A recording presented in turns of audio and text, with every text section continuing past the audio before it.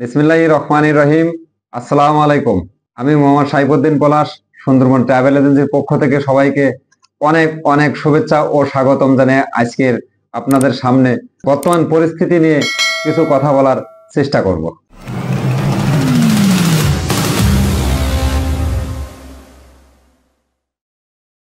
আজকের আপনাদের সঙ্গে একটি গুরুত্বপূর্ণ বিষয় নিয়ে আলোচনা করব।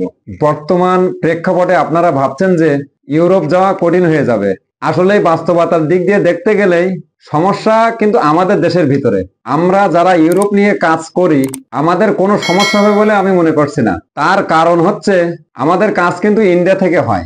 আমরা বাংলাদেশ থেকে শুধুমাত্র ফাইলগুলো প্রসেস করে থাকি, আর ফাইলগুলো কিন্তু আমরা ভিএফএস এর মাধ্যমে পাঠাই। আর আমাদের ইউরোপের এজেন্টরা একটি লয়ার দিয়ে কিন্তু আমাদের জন্য ওয়ার্ক পারমিট কালেকশন করে। পারমিট গুলো সরাসরি কোম্পানি থেকে কালেকশন করে। কালেকশন করার পর সেই পারমিট গুলো ভিএফএস এর মাধ্যমে সুন্দরবন ট্রাভেল এজেন্সির নিকট পৌঁছায়।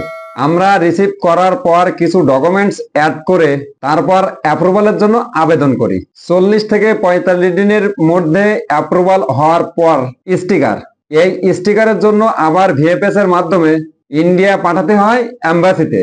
এম্বাসি থেকে 3 দিনের ভিতরে ভিসা স্টিকার লেগে যায়। তখন কাজ হলো কালেকশন করা। এই কাজটা তখন আমরা আমাদের ইন্ডিয়ান এজেন্ট দিয়ে কালেকশন করে থাকি।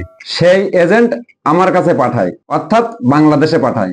এরপর আমরা যাত্রীদের ভিসার কপি দিয়ে ম্যান পাওয়ার করে থাকি, অর্থাৎ বাংলাদেশ সরকারের টিটিসি মানে কারিগরি প্রশিক্ষণ কেন্দ্র থেকে 3 দিনের একটা ট্রেনিং নেবেন। কারিগরি প্রশিক্ষণ কেন্দ্র থেকে আপনাকে একটা সার্টিফিকেট দিবে। সেটা নিয়ে আপনার জেলায় প্রবাসী কল্যাণ অফিসে গিয়ে ফিঙ্গার দিবেন। ওখান থেকে একটি ম্যান পাওয়ার কার্ড দিবে। তারপর ওই কার্ডের উপর আমরা টিকিট করে বাংলাদেশ বিমানবন্দর দিয়ে আপনার স্বপ্নের ইউরোপ পাড়ি দিবেন। তো কিভাবে ইউরোপের নন সেনজেন দেশগুলোতে কি করে প্রসেস করতে হয় A to Z বলে দিলাম। তথ্যগুলো কেমন লাগলো কমেন্টে জানাবেন। আর নতুন ইনফরমেশন নিতে অবশ্যই আমার ইউটিউব চ্যানেলটি সাবস্ক্রাইব করে রাখতে পারেন। ধন্যবাদ সবাই, ভালো থাকবেন।